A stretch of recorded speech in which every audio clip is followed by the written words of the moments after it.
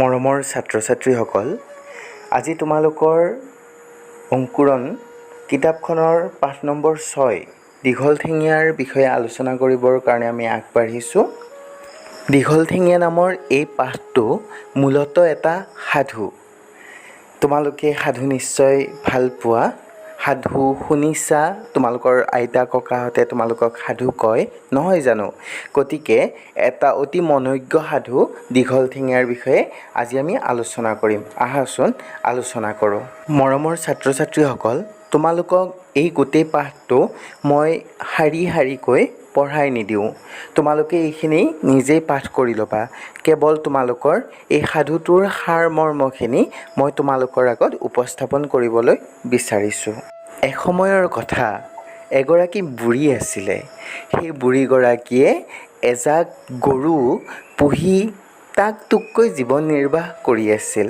অৰ্থাৎ তেওঁ সেই গৰুৰ পৰা গাখীৰ বা দুগ্ধজাত সামগ্ৰী বিক্ৰী কৰি তেওঁ নিজকে পোহপাল দি আছিলে। এই বুঢ়ী মানুহগৰাকীৰ ঘৰটো উৰুঘা বজা আছিল। অৰ্থাৎ বৰষুণ দিলে তেওঁৰ ঘৰৰ চালেৰে ঘৰৰ ভিতৰলৈ পানী সৰকিছিলে।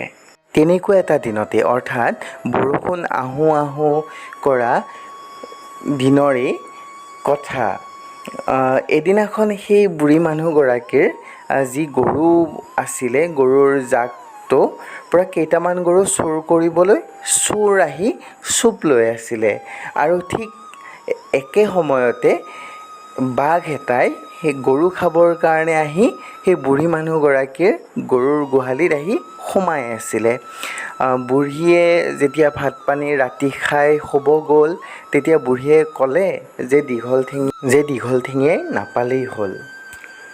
এই কথাটো বুঢ়ীয়ে যে ক'লে যে দীঘলঠেঙীয়াই নাপালেই হ'ল, এই কথাটো আচলতে বুঢ়ীগৰাকীয়ে বৰষুণক উদ্দেশ্য কৰি কৈছিলে, যিহেতু তেওঁৰ ঘৰৰ ছাল উৰুঘা, অৰ্থাৎ তাতে পানী পৰে ভিতৰত। কিন্তু এই কথাটো যে দীঘলঠেঙীয়া নাহিলেই হ'ল, এই এনেকৈ কোৱা কথাষাৰ দুয়োৰে কাণত, অৰ্থাৎ গোহালিত সোমাই থকা বাঘটোৰ কাণত আৰু চুৰ কৰিবলৈ চুপ লৈ থকা চোৰৰ কাণত পৰিলে। বাঘটোৱেও আৰু সেই চোৰটোৱেও অলপ অলপ ভয় খালে যে দীঘলঠেঙীয়া কি বস্তুনো। ইফালে যেতিয়া বুঢ়ীয়ে ভাত ঘুমটি যেতিয়া আহিল, বুঢ়ীয়ে যেতিয়া শুলে, তাৰপিছত চোৰটো গোহালিত গৈ সোমাল। চোৰটোৱে মনে মনে ভাবিবলৈ ধৰিলে যে যিটো গৰুৰ নেঙুৰত চলে বা পিছফালে চলে দৌৰিব খুজিব, সেই গৰুটোৱে বৰ চালু গৰু, অৰ্থাৎ বৰ ভাল গৰু, ভাল জাতৰ গৰু। আৰু তেনেকৈ ইটোৰ পিছত সিটো গৰুৰ পিছপিনে বা নেঙুৰৰ পিনে হাত দি গৈ থাকোঁতে হঠাৎ বাঘৰ নেঙুৰত গৈ হাত পৰিলে চোৰটোৰ। বাঘে উচপ খাই উঠিল। বাঘটোৱে ভাবিলে যে মোক দীঘলঠেঙীয়াই পালে। আকৌ চোৰটোৱে ভাবিলে যে এইটো গৰুৱে ধৰাৰ লগে লগে উচপ খাই উঠিছে, জাপ মাৰি উঠিছে, গতিকে এইটো বৰ ভাল জাতৰ গৰু। ঠিক তেনেকৈ বাঘটো দৌৰিবলৈ ধৰিলে আৰু বাঘৰ নেঙুৰত ধৰি চোৰটোৱে দৌৰিবলৈ ধৰিলে পিছে পিছে। বাঘে ভাবিছে যে বাঘটোক দীঘলঠেঙীয়াই পালে। ঠিক তেনেকৈ যেতিয়া চোৰটো দৌৰি গৈ আছে, চোৰেও এটা সময়ত ভাবিলে যে এইটো দীঘলঠেঙীয়া হয়। তেনেতে বাঘ গৈ হাবিৰ মাজলৈকে সোমাই গৈ থাকিল আৰু এটা সময়ত চোৰটোৰ হাতত বাঘৰ নেঙুৰ ছিঙি হাততে থাকিল আৰু বাঘ গৈ ফিৰাই লৰ মাৰিলে ভিতৰলৈকে। বাঘে সেই সময়তে ভাবিলে যে এইটো ঘাৰ মুকুটোৱা। আকৌ কিছু সময়ৰ পিছত বাঘটো ভাবিলে যে এইটো পেঁপা কঢ়া আছিলে।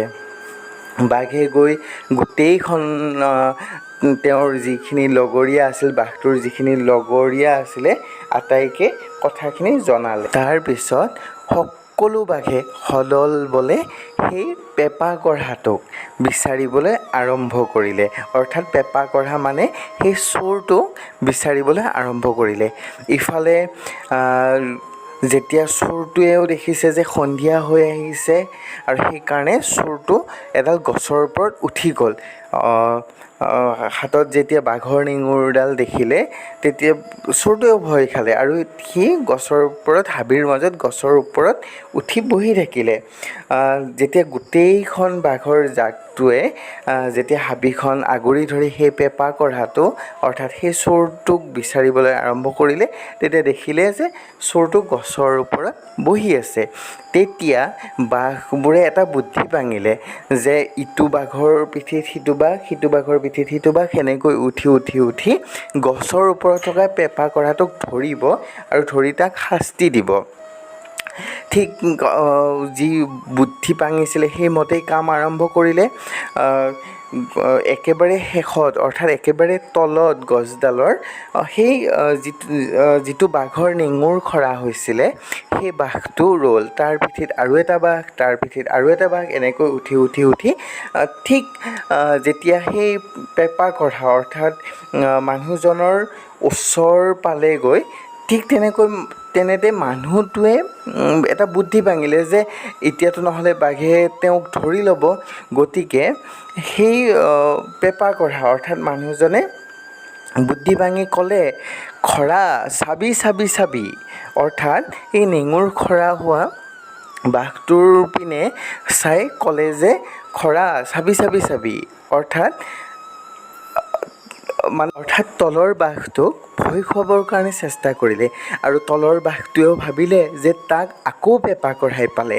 এই বুলি ভাবি ভয়তে সি ফিৰাই লৰ দিলে আৰু লৰ দিয়াৰ লগে লগে তাৰ ওপৰত থকা আন বাঘবোৰো সৰি পৰিলে এটা এটাকৈ আৰু বাকী বাঘবোৰেও ভাবিলে যে সিহঁতক পেঁপা কঢ়াই পালে আৰু ঠিক তেনেকৈ সকলোবোৰ বাঘ পলাই পত্ৰং দিলে আৰু মানুহজনে সেই গোটেই ৰাতিটো ভয়ত বিতত হৈ সেই গছডালৰ ওপৰতে থাকিলে আৰু যেতিয়া ঘৰলৈকে আহিলে তেতিয়া ভাবিলে যে আৰু জীৱনত কেতিয়াও সি চোৰ নকৰে।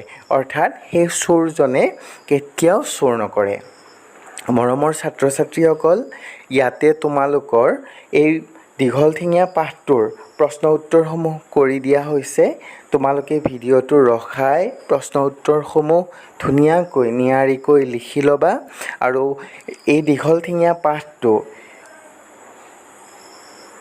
খুব সুন্দৰকৈ ঘৰতে ভালকৈ পঢ়িবৰ কাৰণে চেষ্টা কৰিবা।